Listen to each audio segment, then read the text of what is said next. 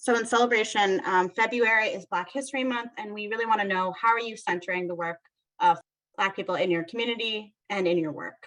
How this is heating up, building awareness in my org, uplifting Black leaders, pushing for placekeeping strategies that are centered on lived experience and engaging community voices, funding that targets Black, Indigenous, and Latin communities, and reflecting on new ways to do evaluation work that centers Black folks, and shouting out Black and brown businesses on social media. Okay, and we'll also reach out and share this after the session. I'm gonna go ahead and bring us into our session overview. So I'll just name some of our goals. We hope today to make sure that we are helping communities better understand federal funding distinctions, providing opportunities to think about funding more broadly, and to think about potential federal funding infrastructure projects that may be useful to advancing your local projects and positioning your organization to be a strong partner in utilizing federal funding. So at that moment, I will pass over to Stephanie Gidigbi Jenkins, our NRDC Director of Policy and Partnerships. Thank you, Ella, and thank you all for joining this timely conversation. As Ella shared, my name is Stephanie Gidigbi Jenkins, and last year at this time, I had the privilege of joining you as a member, of course, of the beloved Spark community. And as Ella said, it is an initiative centered on race, health, and climate. As we reflected on what it meant to be an initiative that had been living the principles that the president at that time, at the time, was uplifting as a whole of government approach, it was really an opportunity to emphasize, how do we meet this moment? And next slide. Since that time, there has been a lot of things that have occurred. In part, I'm a new mother, and it has offered the space for me to really think about the investment in our future in a lot of ways. From day one, what we know is that the BidenHarris Administration named racial equity and climate as an immediate priority for really thinking about how we advance a whole of government approach. These executive orders have since guided this administration in a way to really think about how to develop new pathways to really center and embed equity as part of the way that the federal government works. This includes various initiatives. One of them within the climate executive order was an initiative called Justice 40, which was really starting to create the pathway of being able to set aside 40% of funds to historically disadvantaged communities. And since the time that we last connected, there has since been interim guidance, new reports, toolkits, maps that help us to really measure the places and the investment that's really needed and required to meet this moment. It also included pilot programs across the federal agencies, 21 to name specifically, that would be really the first few to talk about how we really think about the work and the investment that the federal government would be making.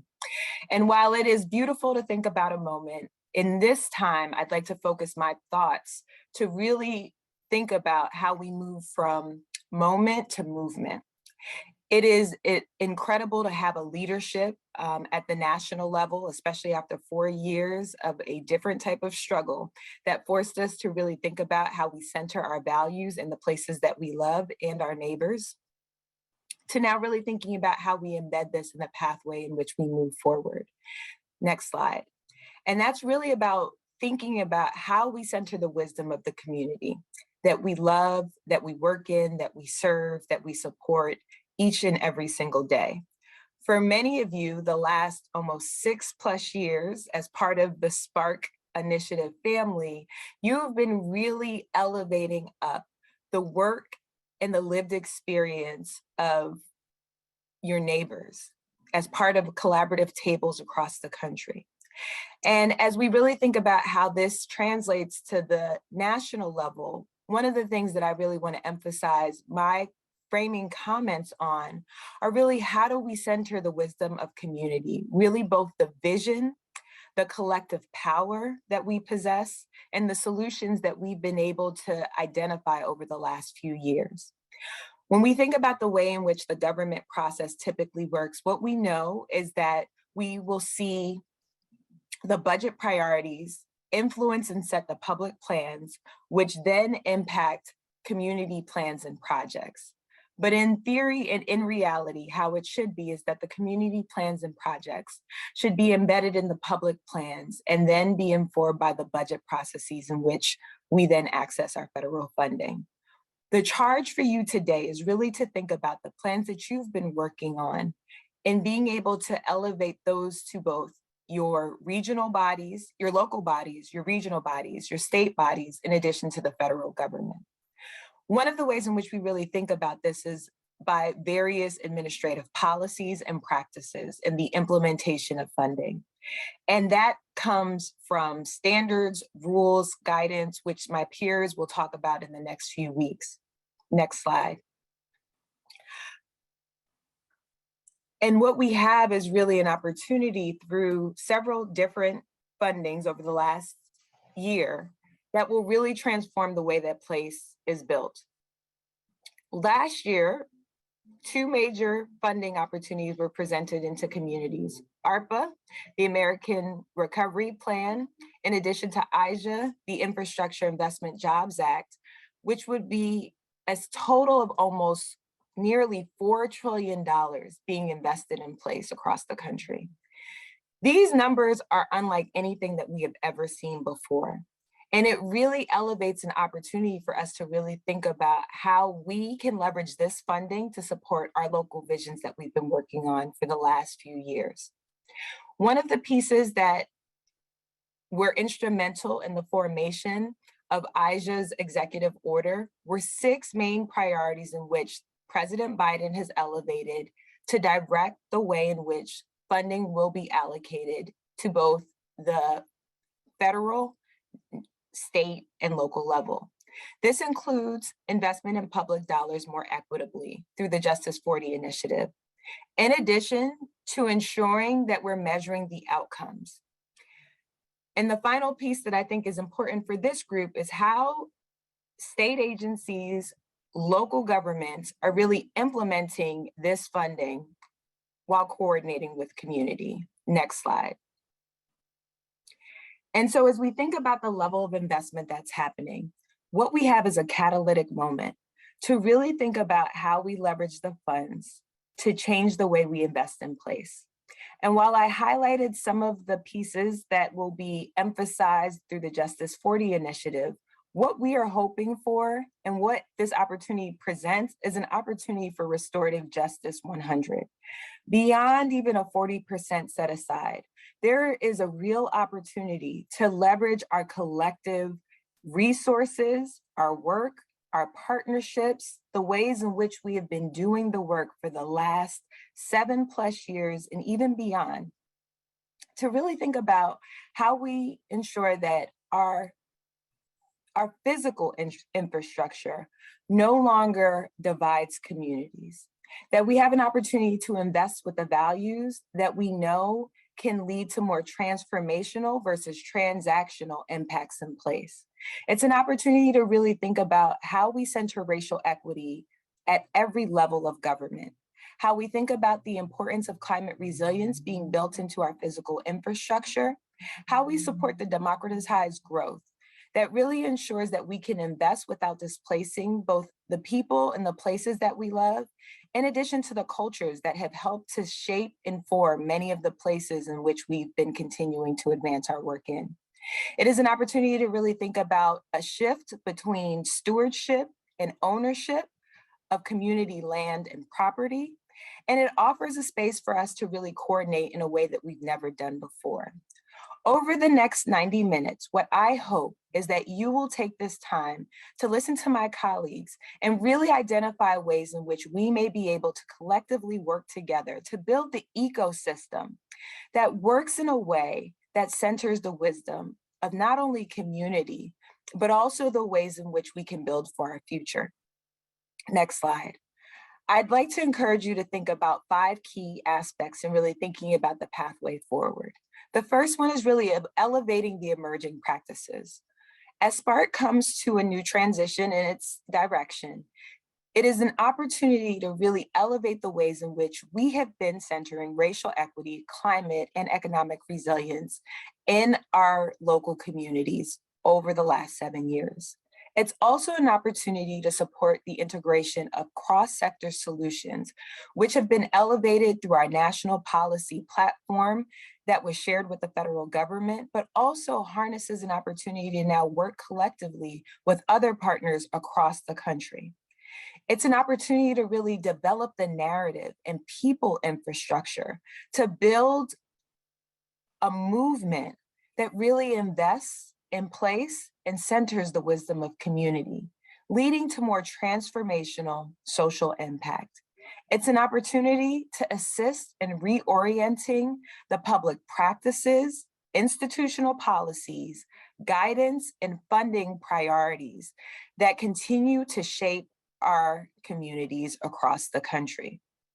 And finally, it's an opportunity for accountability to daylight the structural drivers of racial inequity and the adverse outcomes that center the impact of communities of color and the role of government in remedying these inequalities by working at the federal, state, and local level with public officials, in addition to your counterparts across the movement space. What I hope is that over the next couple of months, we may be able to continue to build upon the success in which we've been able to really center racial equity and call upon elected officials and peers across the nation to really ensure that we correct historic wrongs that persist in our communities and continue to elevate shovel-worthy projects that are more than that next photo op by elected officials. It's an opportunity for us to really think about how we start to form new connections before we can actually do the level of corrections that what may be required to meet this moment. Over the next few minutes, I hope that we will spend some time really demystifying how you may be able to engage in this moment. With that, I'll turn my comments over to both my colleague, Valerie Baron and Mariia Zimmerman. Thank you. Good afternoon or good morning, everybody. We were talking before we got started about how hard it is to give these presentations when you can't see or hear the faces of the folks that are joining you. But with a Spark community, you can always feel the love, even if we're not all in the same place.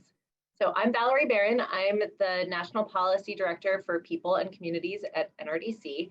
And thank you so much, Stephanie, for those grounding remarks that really just lifted us up and have us thinking about where we need to be going and why we are gathering here today to do this. I hope you all are ready to really dive in because that's what we're about to do.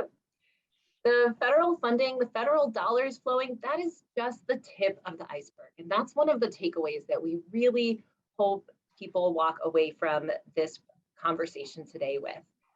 There are dollars that flow from the federal government, but what lies beneath really, really matters. The foundation, the state legislative context, the budgets and practices in your state, the regional and special authorities, other local government budgets, the capacity that these entities have to spend the dollars and implement these packages. And then, of course, depending on what you're looking at, what type of project, the fields of practice, the standards, the industry associations, those are all things that influence how the dollars go. As Stephanie alluded to, though, there's a reason that we're gathered here right now, and that is the latest package that has come through Congress is the Infrastructure Investment and Jobs Act, known as IJA. Previously, it was called a number of other things, including the Bipartisan Infrastructure Framework or the Bipartisan Infrastructure Law. They're all the same thing. And it provides nearly $1 trillion of infrastructure investment, nearly $500 billion above the regular or baseline spending over 5 years. That's a huge opportunity. So let's take a look at the next slide to think about how those dollars go through the government and are spent.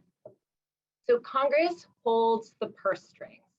That's their job according to the Constitution. And the way that that works is Congress writes the laws. They write the text And they either write the text to authorize creating a new program or changing an old one, or to appropriate, to spend dollars. Once it passes, it's actually largely out of Congress's hands. They always have the ability to do oversight, to ask questions about how things are going, to request answers, to force folks to answer.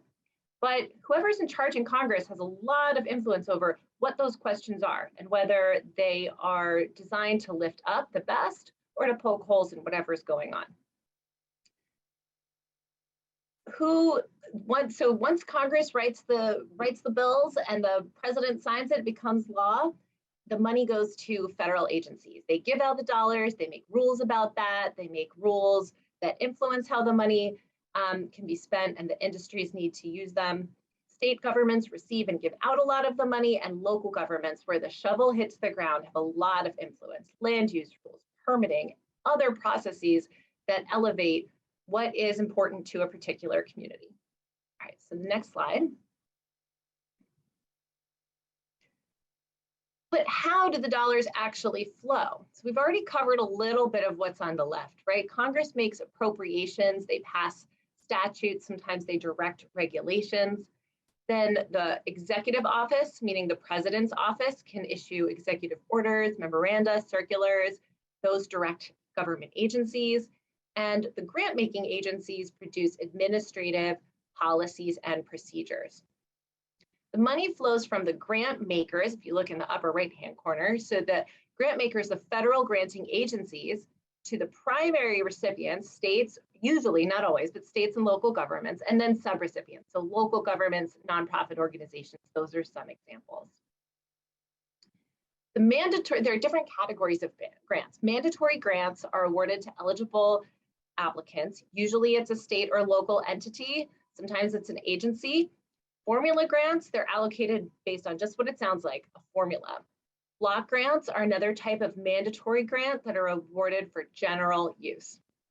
Discretionary or competitive grants, which there are a lot of in the infrastructure bill, they give more authority to the executive leadership associated with specific agencies.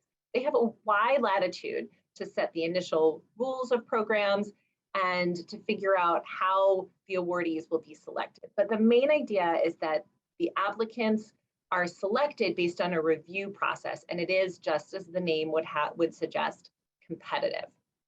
There are two other types of grants to mention here: a categorical grant awarded to the federal government, state and local governments for highly specific purposes, programs and activities, and project grants, which also is what it sounds like. They are awarded to fund specific projects or initiatives.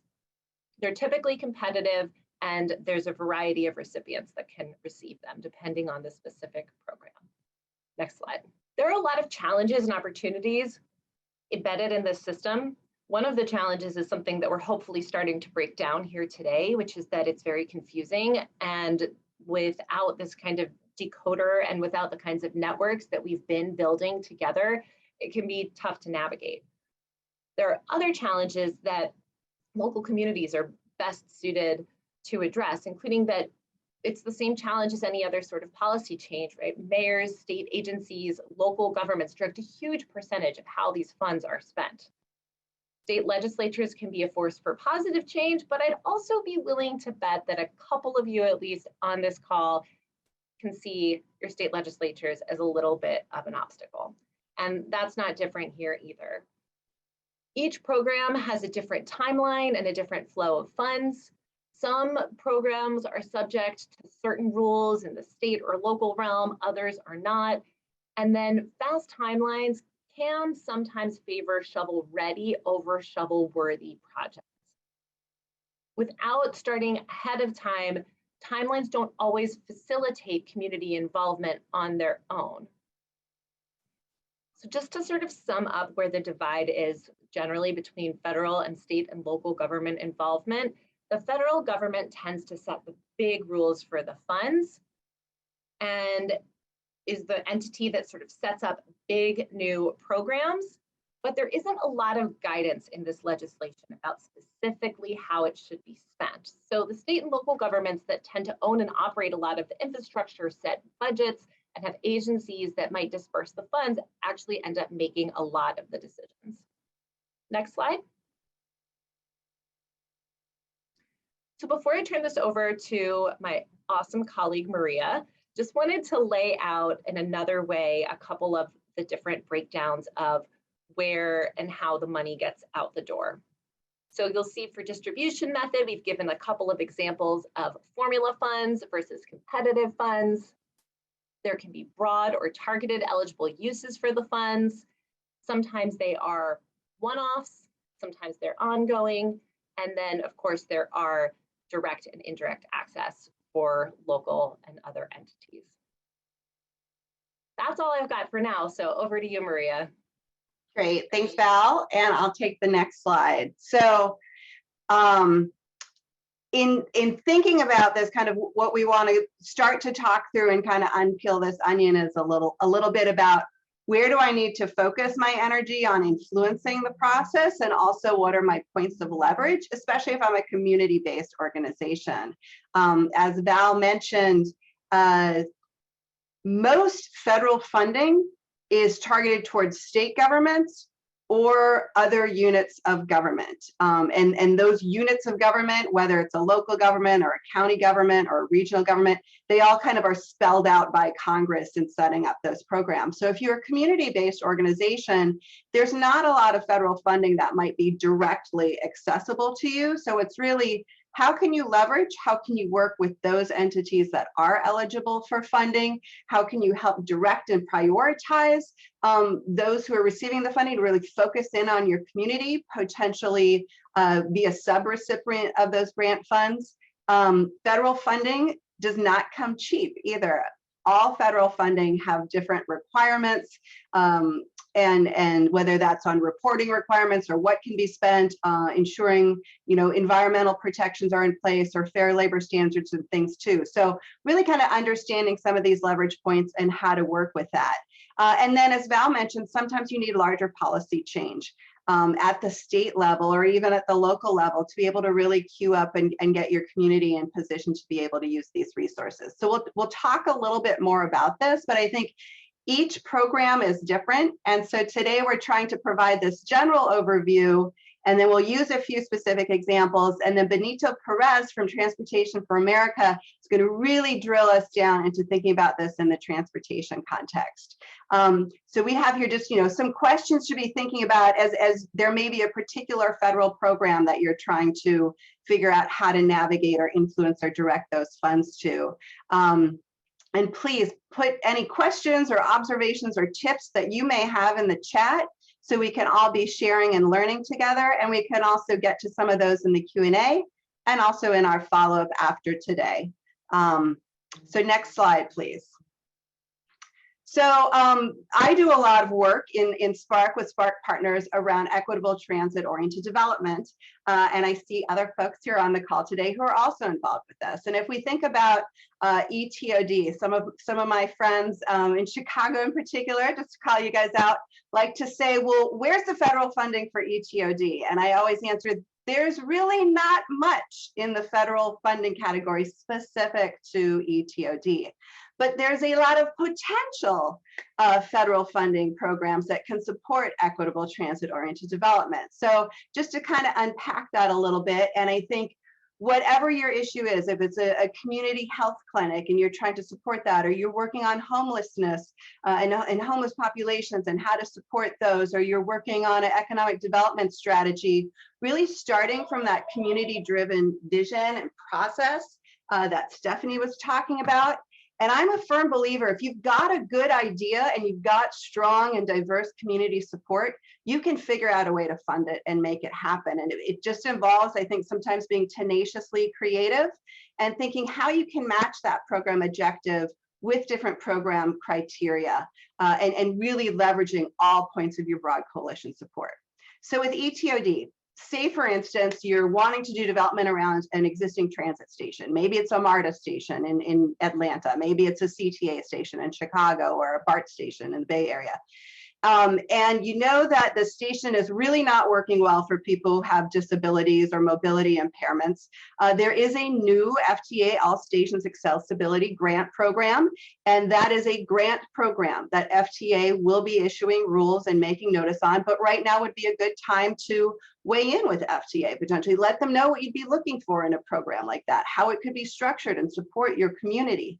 When that program is available, the transit agency will most likely be the eligible entity to receive those funds. Maybe the issue is really around how do we get better bus service? In that instance, it's really about formula funds. Both FTA, the Federal Transit Administration, has its formula funds that are set by a very complicated formula that looks up population size and the number of transit passengers and transit miles of passenger miles of service. But those funds flow out. They flow to do capital costs, so not operating costs, unfortunately, on the federal transit side. And usually transit agencies have those programs, you know, those funds programmed years ahead of time. So you need to get into those conversations, and all this stuff, it's going to take a while to work through it. There is, though, also on the highway side, there is money that can be flexed to support transit uses. And one of those is a new carbon reduction formula fund. So don't just feel like your only transit dollar is in the transit program. It might be coming from somewhere else. In those cases, though, you're working perhaps with the State Department of Transportation or the Metropolitan Planning Organization. There might be affordable housing involved. And so you're looking at some of these core HUD programs like HOME or CDBG that are block grant formula programs, and maybe it's a low-income housing tax credit that can help you think about that. Each of those have different recipients, right? The HUD HOME block grant program, for instance, typically HUD CDBG and HOME funds will flow to, say, the City Department of Housing, who might be allocating those. They are required under the federal program to lay out a 5-year plan for how they will be using funds. So again, you need to get in there and have those conversations to get in the plan that's going to shape the document. With low-income housing tax credits, that's something Treasury, the U.S. Treasury Department, allocates to state housing finance agencies, then allocating to cities. So lots of layers of this onion. And then if we think about something like energy efficiency, next slide, please. There's all kinds of different ways to be getting at energy efficiency, and I won't take the time to kind of walk through each of these, but just wanted to again underscore this point of there may be the obvious place to look, like the Department of Energy for an energy efficiency grant, but there may be less obvious places, such as HUD's Community Development Block Grant Program or FEMA Resilient Infrastructure Communities Program, EPA, the Economic Development Administration.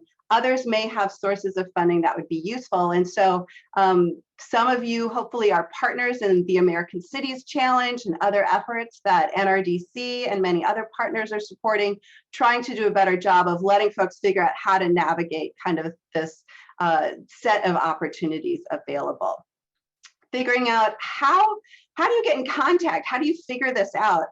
Next slide, please. We'll see if we can kind of break this down a little bit. So this is trying to show the process again, this question of, as Val mentioned, Congress authorizes the funding program and Congress appropriates the money, and then it flows to the federal agency, and then it flows typically to state agencies, sometimes directly to city agencies. But focusing just on formula funding. So as mentioned, when the federal agencies get that money, Congress sets the amount that it will be each year, so it can vary. So something like the CDBG or the HOME program at HUD, those are block grant formula programs. So there is a formula that designates those. You have to be a city of a certain size. There's different elements to the formula around poverty thresholds and things. But the level of funding is set by Congress for that program. And then the federal agency, actually OMB, the Office of Management and Budget, apportions the money from that program to states based on this. And so if CDBG, which typically each year, with a few exceptions, but each year has been funded lower than it had been, you know, back in the heydays of the early 80s or the 70s. But at the same time, we know we have more cities that are getting past those thresholds for the formula. So we're kind of spreading those formula funds across more and more places. And so this has been a real issue for localities, that their CDBG funding has been going down. So if you're trying to figure out Arakna, I see your question of like, who do you contact? A good place to start would be thinking about these formula funds that typically, if it's housing money, is there a Department of Housing in your city? Is there the Department of Economic Development Administration, others, and trying to track which of the funds from the local level kind of back up, or starting with those federal formula funds and seeing the federal agencies will publish what the apportionment is for state. There should be information on the reporting of who are some of the agencies that are getting it. Formula funds often require a plan document. So that could be the consolidated plan for CDBG and home money. It could be the long range transportation plan. Those are planning documents that have to be public, that show how the region or how the entity is planning to spend those monies. So kind of following that money stream through to find out who can you contact. Worst case scenario, federal agencies have regional offices, and that information is published on federal websites where you can get a contact for the regional HUD person that's maybe in Chicago and give them a call and say, I'm trying to find out the recipient in my community, and they can point you where on the website that information may be helpful and available. Your city government may also have information. I've seen it varies widely across the country by how transparent governments are in getting this information about who's getting the formula funds and what they're doing with it. But that's just kind of quickly breaking that down. The last thing to mention with formula funds is those funds then flow to the state, and the state may also add additional layers of complexity. So federal guidance will help the states kind of interpret what and how to be using those formula funds that they receive, but there may be additional state guidance and state formulas that they have to administer. So something like the low-income housing tax credit. The US Treasury allocates how much there is per state. That goes to the state housing finance agencies. State housing finance agencies may sub-allocate that as well to major metropolitan areas. In the allocation of those tax credits, they're required to publish a qualified allocation plan that says what are the formulas, basically the criteria that they will be using to score and allocate those funds. So next slide. I know there's like a lot of information to fly through so quickly, but next slide. So the other category is the grant funding that Val was talking about as well.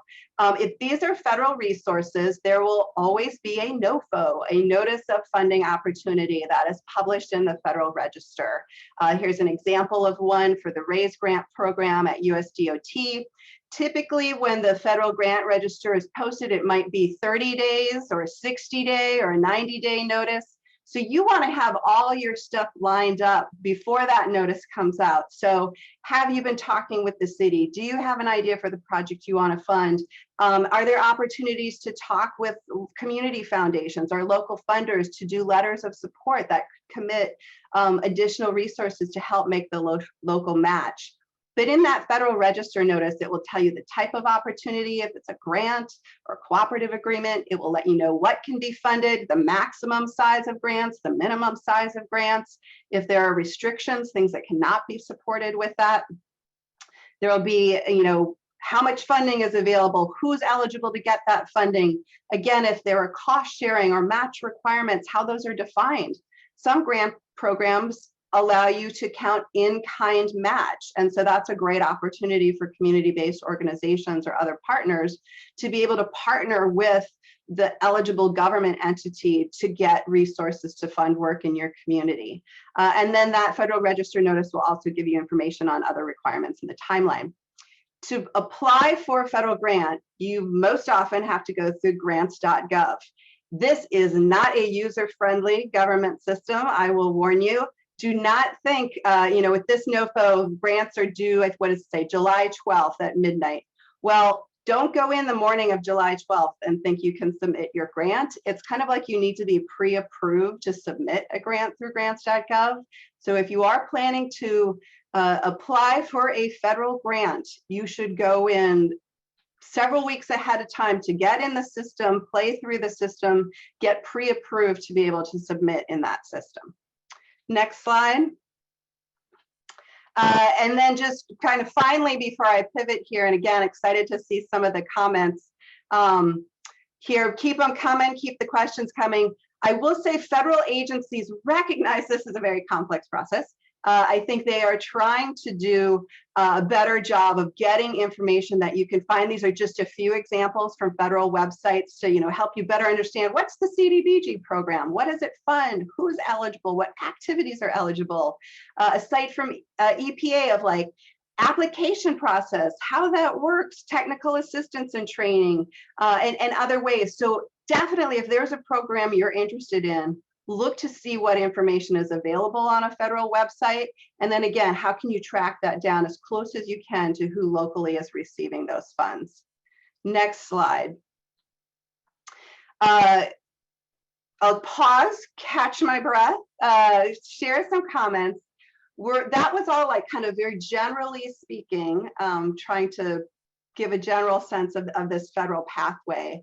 The other thing I would say, a lot of times the information that is provided by federal agencies, they're assuming it's to help eligible participants, so other government entities. So it can be especially confusing if you don't fit in that category or that budget. But I would really encourage you, reach out to local government, to regional partners, have those conversations start to build up and think about, well, this is the project that we have, and how can we identify the suite of potential projects, and how can we be ready to seize that opportunity when the NOFA comes. So we're moving into infrastructure funding because we know there's going to be a lot of new infrastructure grant programs ready. So we want folks on this call to be as ready as you can. So next slide. And I'm about to turn it over to Benito, who's really the pro here. But wanted to quickly mention the White House just recently published a terrific guidebook for the infrastructure bill. It's searchable by all kinds of things. I did a search for nonprofits, and it showed me which programs are eligible for nonprofits with the database that they have. So I wanted to make a pitch for that. We'll put that in the chat as well. Next slide. There's also some great work that partner groups are doing around the country. Recently, again, the Brookings Institution, National League of Cities, National Association of Counties came up with an ARPA investment tracker. So thinking about all the recovery funds that Congress approved last year, still a lot of that money has not been spent. And I highly recommend this investment tracker to see what money is flowing to your communities, what's being spent, what's not being spent. NACO also has done a great job for counties of tracking and analyzing the infrastructure bill for counties. And then I have an example here from Minnesota, where the business collaborative worked with government to create this funding hub to really let localities and partners, stakeholders across the region know what money is coming, what money they could be queuing up for, and how they could partner and work together on that. So lots of great resources. One of my favorite resources on transportation is Transportation for America and Benito Perez. And Benito's been writing amazing blogs and analysis. He's the policy director at T4 America. And Benito, I'm going to turn it over to you to help us in an even deeper dive on transportation infrastructure funding. But again, put in your questions for us. We'll be ready for you. Thank you, Benito. Hello, everyone. Hope everyone can see me and hear me. I'm Benito Perez. I'm the Policy Director at Transportation for America. Thank you for the opportunity to speak and join you all this morning or afternoon, depending on where you're joining us from. So I'll skip me because that's me. Transportation for America is part of the Smart Growth America family, where we're trying to envision a country where it doesn't matter who you are, where you live, and you can live in a place that's healthy, prosperous, and resilient. And we do that through our work through thought leadership, technical assistance, and advocacy, in our communities and here in Washington. But I'm going to take some time, as we just already talked about, Mariia introduced me, to do a little deep dive. But I wanted to do a quick, very, very quick, like, what's the undercurrent behind the federal transportation program before I go into that.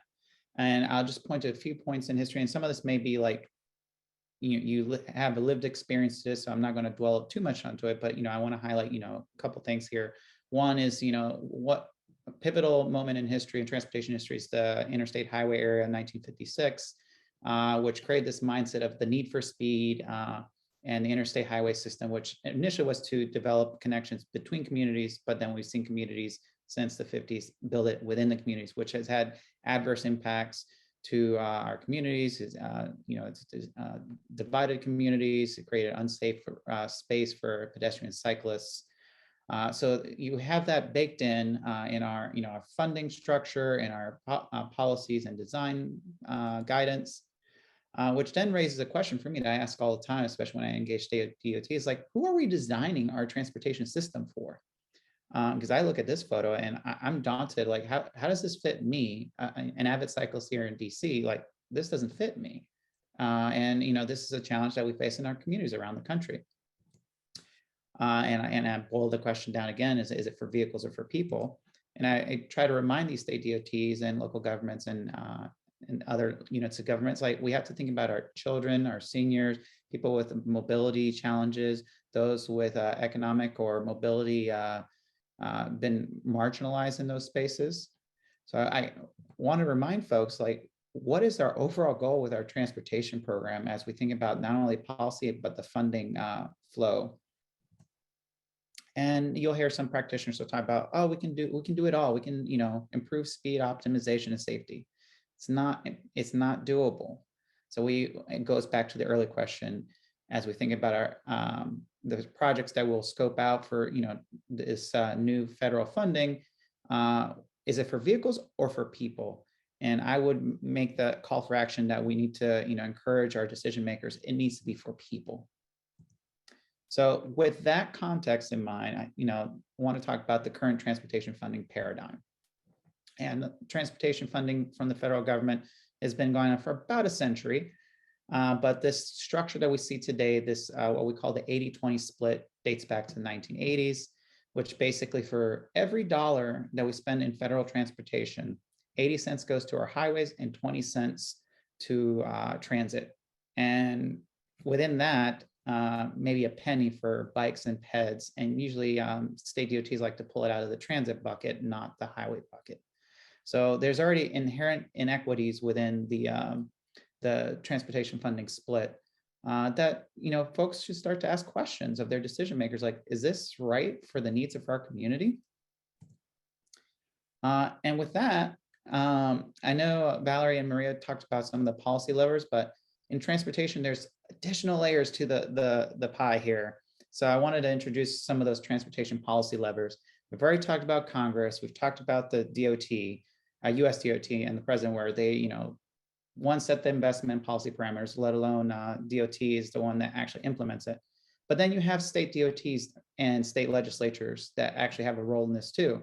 State legislatures also set the state level policies and the non-federal match to some of that federal program as it comes into that state. And then it's up to the state DOT to follow the direction from the state legislature to implement it. And then through the federal transportation program, there is this entity called the Metropolitan Planning Organization. In areas, they may call it Regional Council of Governments, but the MPO is a federally designated entity that usually is in metropolitan areas, urban areas, usually with air quality issues, but this is a federally designated entity that interplays with both the federal government and the state DOT to coordinate investment and policy at a regional level. So they're the ones that bring together cities and transit agencies together to talk about how do they take the federal and state investment and policies and implement it in that region and ensure it's in a coordinated fashion.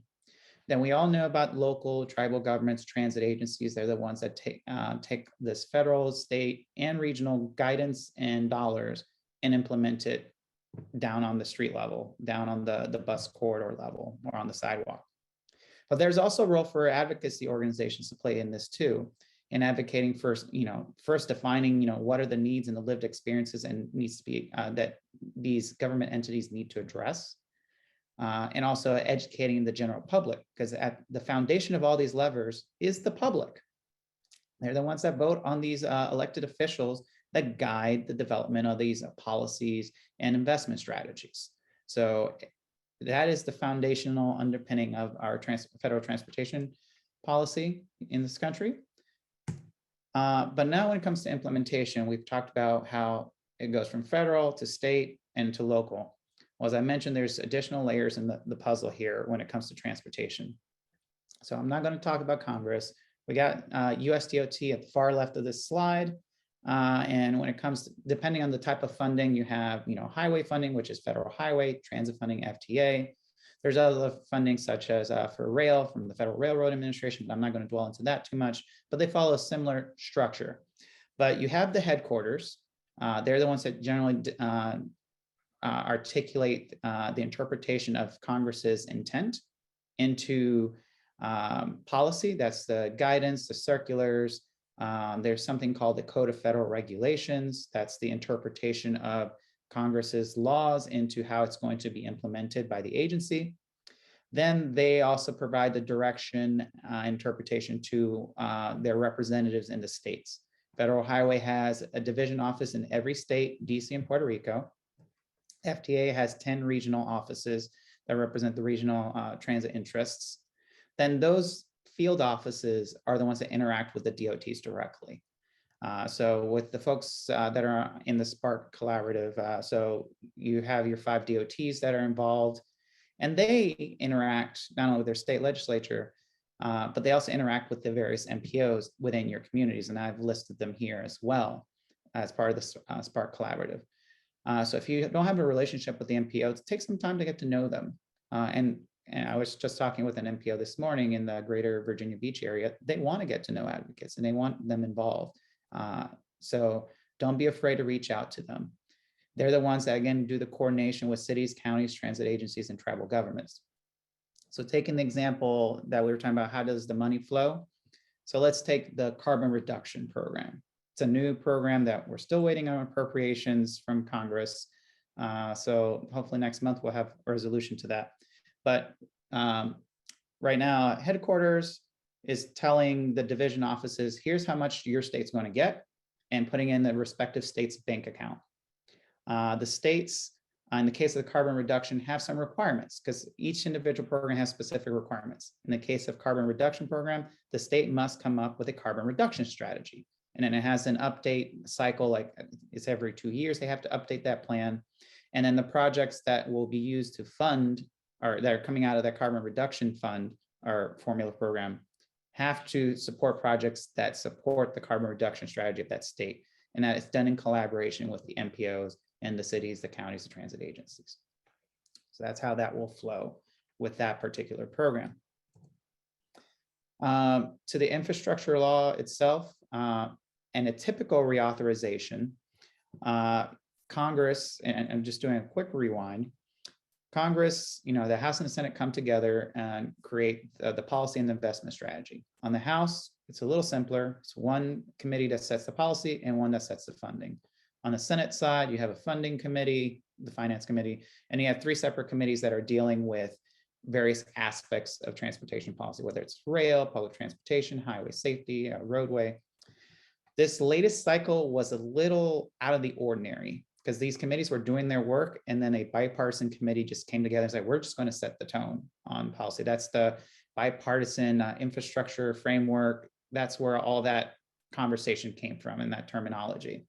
It's about 22 senators came together from both sides of the aisle, like, we're going to set the tone. And that's how we led to the infrastructure law that we have today. But this is the normal process.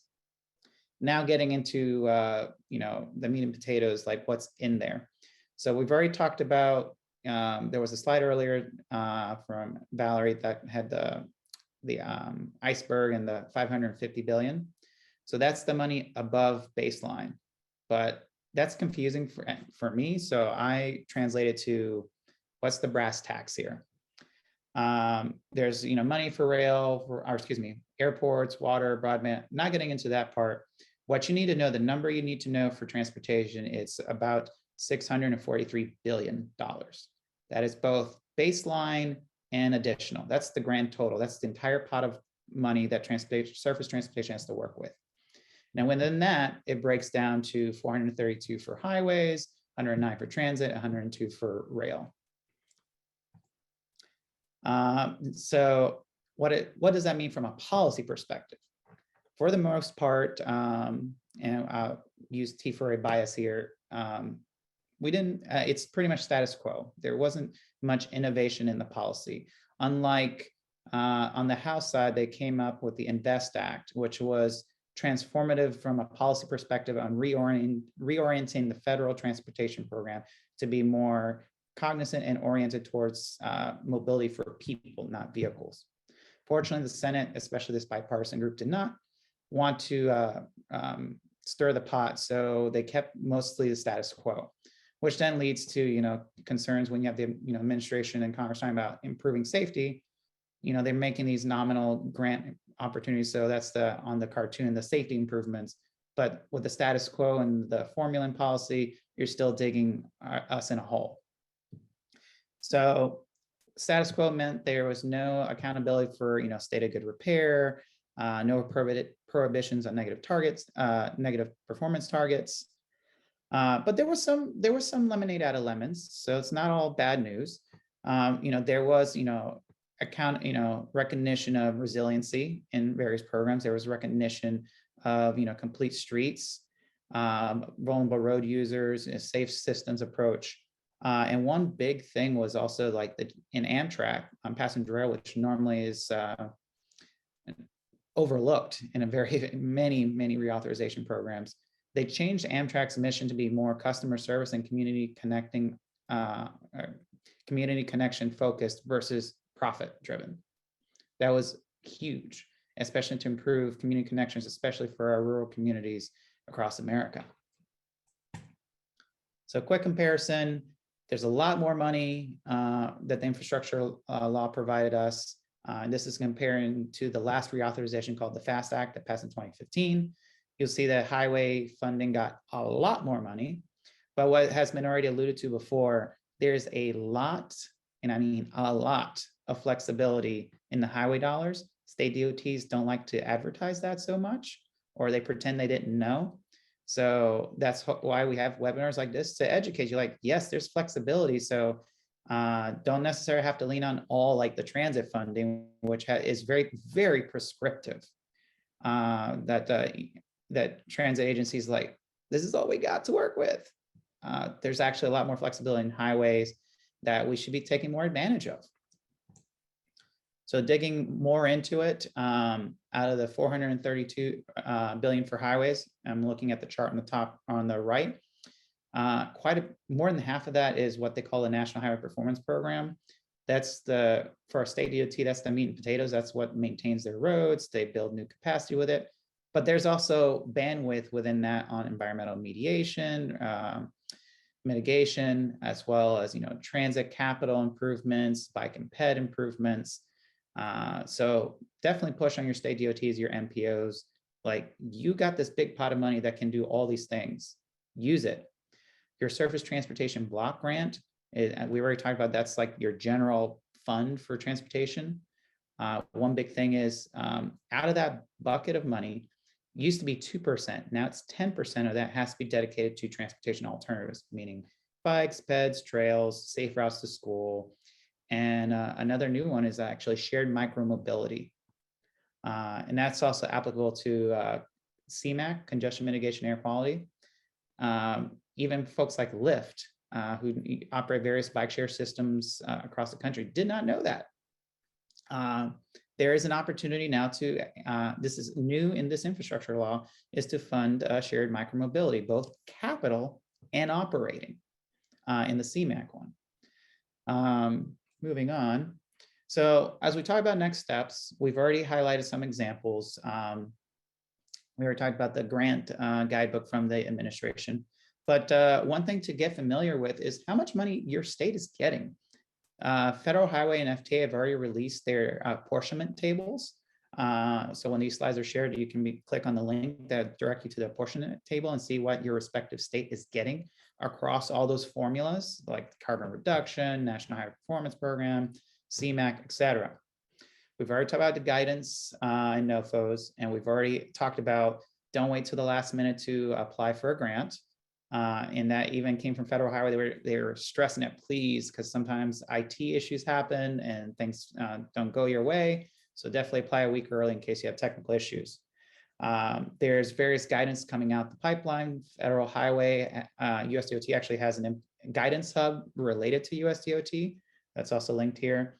There's also a chance to provide feedback as to how the administration should start to think about, some of the NOFAs coming down the pipeline. So there is an RFI that's open. It's open-ended with no deadline right now, but the administration has encouraged folks to submit comments early, but also often, because they're rolling that feedback into as they craft these NOFOs and guidance. So don't hesitate if you have something burning idea that this is how this best should be administered or account for, bring that up. We're also in the season of state legislative sessions where they're crafting their state budgets. Likewise, in cities, they're crafting their local budgets. That is important because it's the source of non-federal match for many projects, not the only one. We've talked about in-kind support and other ways to get support for your projects. But this is the time to be talking with those, the state legislator, with your city, county commissioners on, getting your project ideas, in the plans.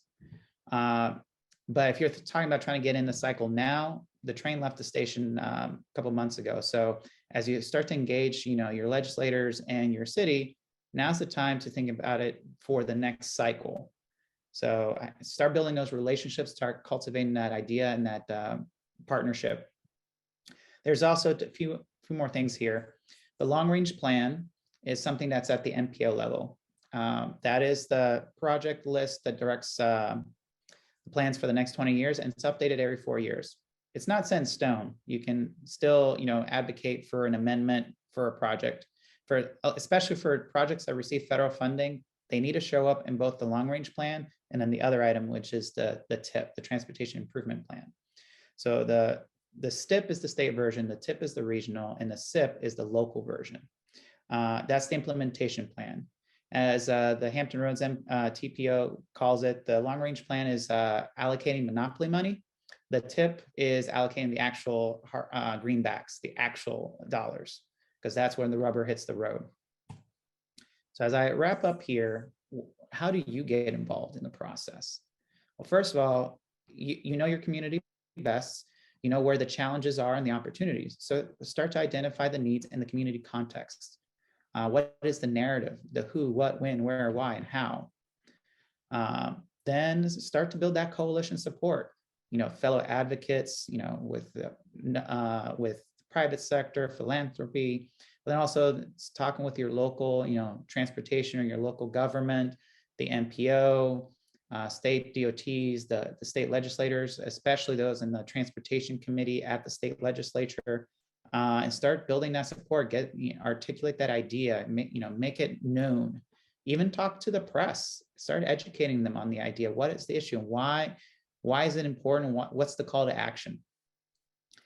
And then also, we've already talked about before, but it's also knowing the program parameters of those funding opportunities you want to explore. Explore the guidance that's out there, the existing or previous notices of funding opportunities.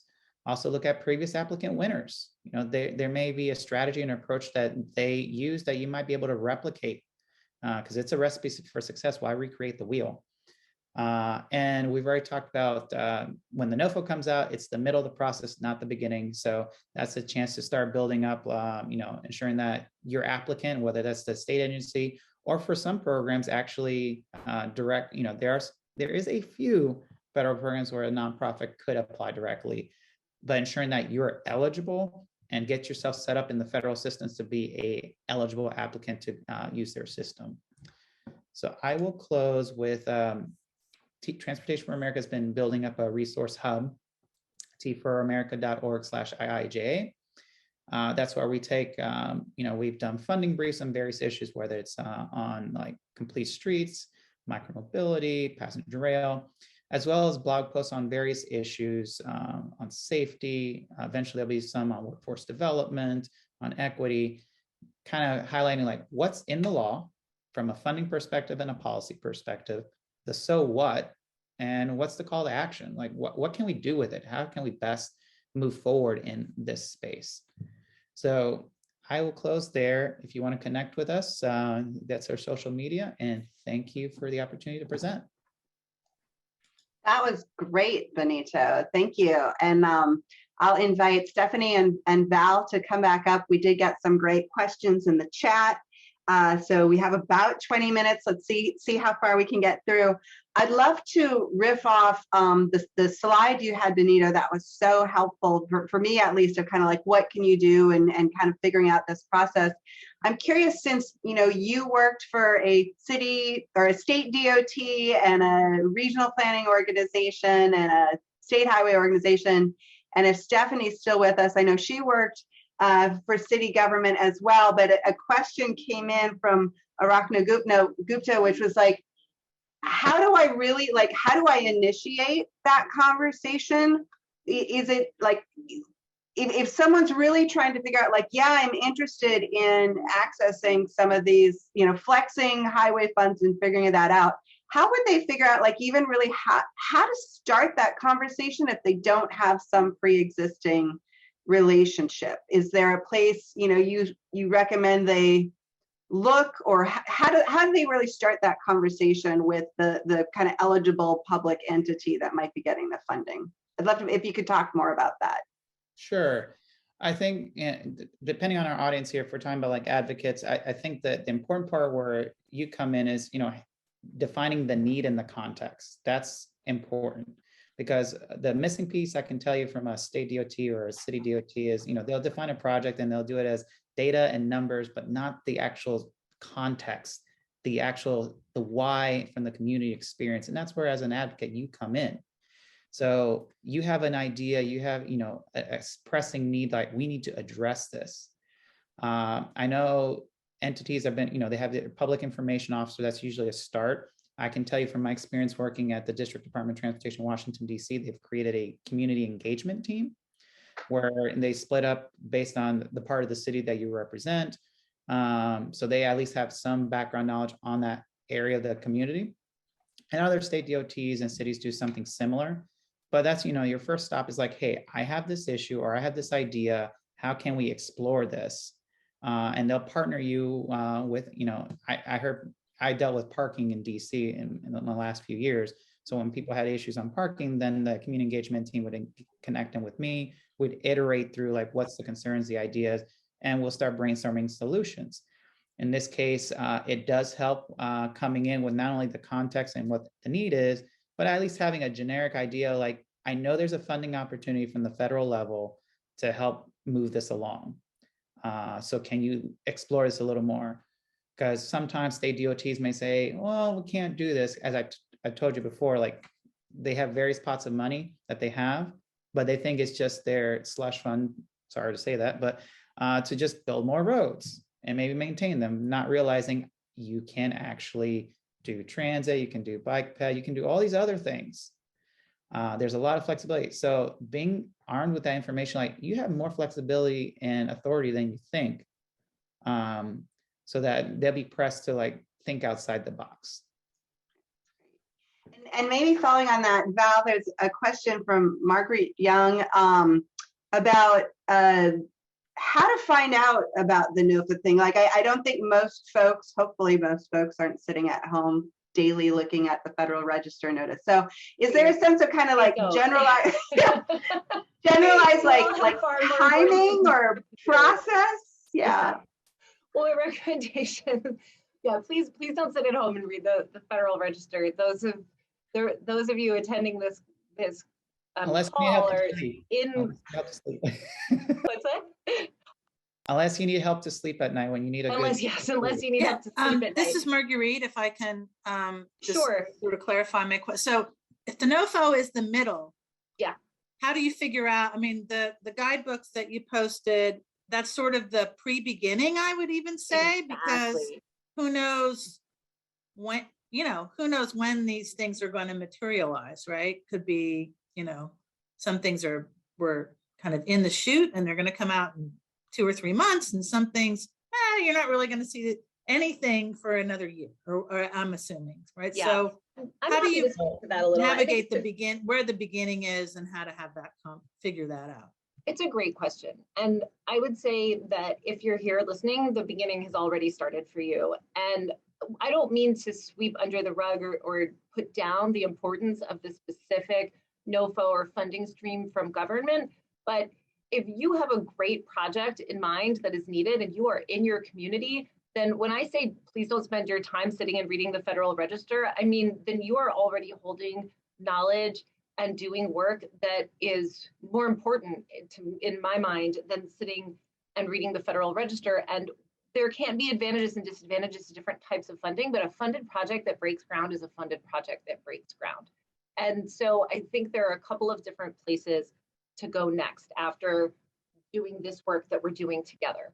One is also a follow-up to what Benito was saying, which is you should always, again, recognizing that there are governments that are friendly and not friendly, and some of you are in places where there's a lot of collaboration, others of you are probably in places where your state government is actively trying to prevent equitable projects from moving forward. But depending on your situation, you can work with your state legislator's office or your council member's office. They will all have constituent services people that should be able to answer the question of who is the public outreach person at the agency? Who's the best person for me to contact? And then you might be put in touch with, or it might be suggested to you to reach out to your location's version of what Benito was describing if you're unable to get that information from the agency directly.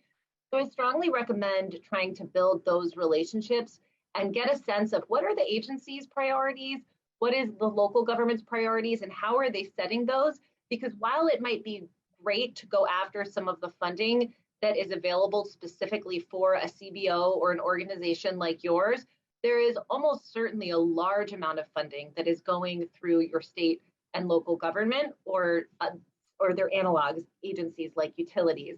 And so having some of those conversations can give you a sense of who's an ally trying to make the same things happen that you're trying to make happen and what's on their radar.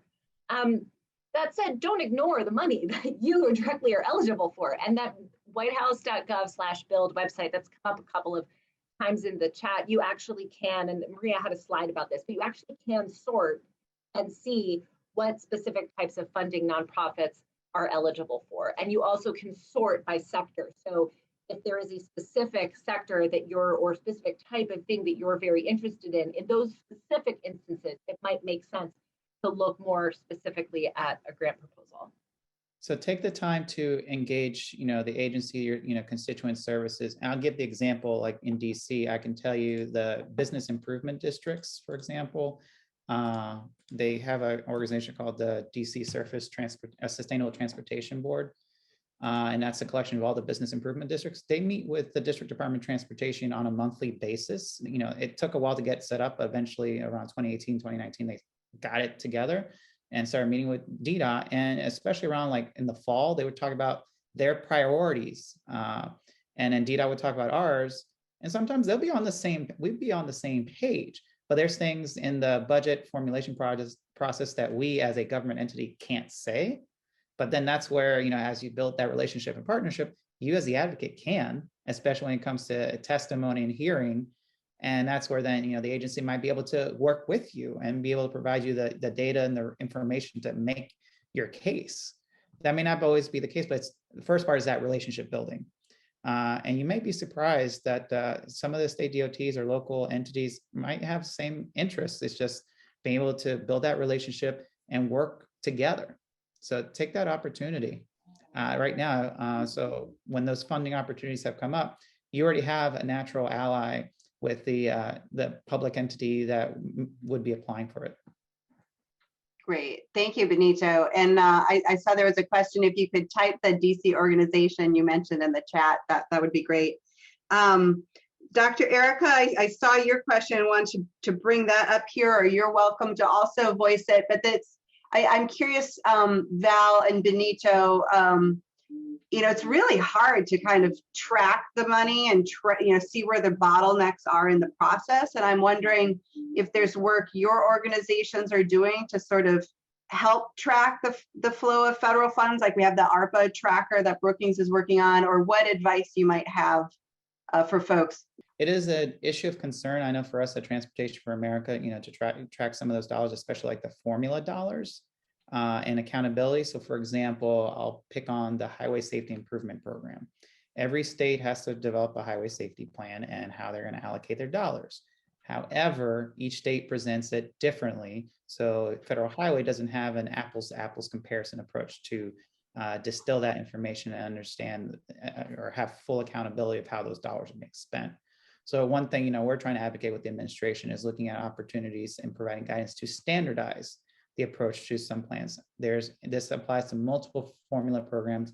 There's stuff on the transit side, the urbanized area formula grant. They have to produce an annual plan and how they're going to spend their dollars. Highway safety I already talked about. So what would be helpful from the administration is setting guidance to standardize that. So as state DOTs, MPOs, and local cities start, to provide this information, it's provided in a way that you can compare, at Federal Highway and USDOT can actually have accountability to what's going on, but advocates will also be empowered to have some transparency of what's going on there and start to ask questions of like, well, you said you were going to do this, but the funding is not going there. I'm not going to add anything specific about sort of across the board. I don't have anything to say about the across the board tracking. The Brookings Institute is doing a lot with their website to highlight those opportunities, and the White House website are really the places to go to get the cross-cutting view.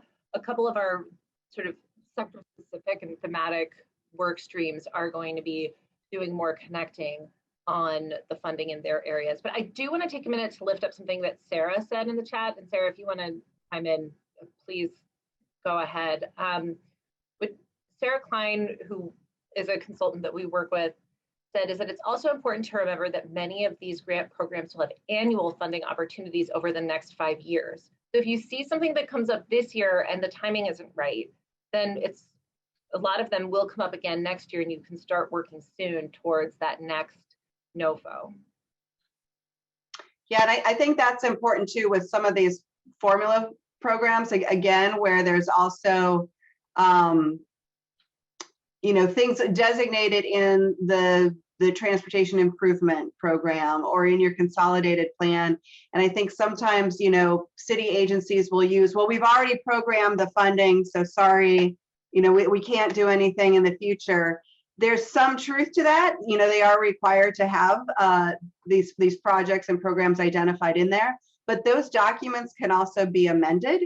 But there's a bit of timing that it takes to do that. So again, like Sarah's point is so important of this isn't the only bite at the apple, being persistent, getting in that queue, helping to influence that process. And that maybe leads to a great question from Amy Carr. Amy, welcome if you want to articulate this one verbally. Otherwise, it's a great one of, really how confident are we about influencing some of these positions of power? Yeah, I'll just speak to it really quickly. I'm in Chicago and working nationally. I read an incredible article in the Chicago Trib that really pinpointed the political jockeying that was happening among developers and contractors in order to essentially find their way to kind of earmark what they wanted out of this bill. And it was one of the most clear kind of documents I could find that said there is already a ton of work taking place to try and gain access and to hold power and resources from BIPOC communities, because most of these individuals and institutions were dominated by traditional white led and kind of white wealth. And so I'm wondering if you could speak to if you're observing this in other contexts, and if so, the extent to which it's helpful to try and raise attention to those dynamics, and or to even on the inside game work within government to try and influence how to be protective or prioritize equity-driven decision making. Thank you. I mean, I'll start, and then I'd love to hear what my colleagues have to say, which is just that yes, absolutely. The system that we have now has had such inequitable results that are real. And a lot of that has to do with the system itself. And how you approach that, I think, is a question of your theory of change. And I think every person on this call working in their community has something valuable to offer about how not to despair in the face of that. And this is no different. The magnitude of this opportunity raises the stakes. It also, on a practical level, means there are probably going to be some funds that even big developers plan to spend this year that they don't spend all of. And so I just think, look to whatever you look to on a daily basis when you face the system that we're in, and draw on that power when you approach this too. So I wanted to bridge your comments and the previous question. So things aren't set in stone. If there's, especially bad projects, vocalize it. And you might have I'll say intransigent DOT. And that's where, you show that you've engaged them, and then you continue up the ladder, to USDOT. I mean, there was an example in Texas about revisiting a highway expansion project because of the equity impacts. The state DOT was like, oh, it's too late. This is already far down the pipeline. And the community's like, we don't like this project, and I don't think you did due diligence. And they raised these issues to USDOT, and USDOT came back and said, this project's on pause until we sort these issues out. So don't be afraid to, when they say it's too late, unless the project's already started construction, it's not too late to influence the decision making. It just makes it a little harder, but it is not set in stone for good or for bad projects. The other thing I want to flag is there are various competitive grant opportunities in the infrastructure law that are authorized, but they're unfunded. I'll highlight, for example, the Healthy Streets program that's supposed to deal with urban heat island effect issues. The Active Transportation Infrastructure Grant Program, authorized but unfunded. So that's where some of the advocacy is not necessarily with the state legislature and the state DOT. Granted, it does help to start lining up the non-federal match, but is actually with your representatives in Congress, your senators, your representatives, to ensure that in the appropriations process, the one that for this FY22, they finally came to an agreement, and we should see it shortly, to ensure to advocate that these competitive grants get fully funded so that it is a viable funding stream for that year. Because especially for those programs, they're only appropriate for 1 year at a time, and then that money expires. So you have to advocate and ensuring that it's allocated in a timely manner so USDOT can get it out the door and you can leverage it, and ensuring for the next cycle that's there for future opportunities. Thanks, folks. I think we're probably at time here to wrap up, but I will turn to Ella in case she wants to field any final questions here. I so appreciate Benito. You've been amazing as always, and Val, super helpful. I again would just make a plug to keep an eye on the resources on the transportation side that Benito's sharing. There's also groups like Complete Streets that are closely tracking and trying to hold states and localities responsible. AARP has been involved in a lot of these works too, around disability and rights for older Americans. So who are those other partners who we can work with and engage to help us around this accountability and pushing on the federal government to also be pushing on states and localities? So Ella, I will turn it to you and to Yen. Okay, thank you so much, Maria. And thank you to Mariia, Val, Benito, Stephanie, just for hosting us and just really bringing us through, and also for going in depth in the Q&A and in the chat. I'm going to invite Yen, our graphic recorder, to go ahead and share screen and walk us through some of her visual reflections. Hi, everyone. I have 2 graphic recordings from all the wonderful content we learned today. So this is the first one.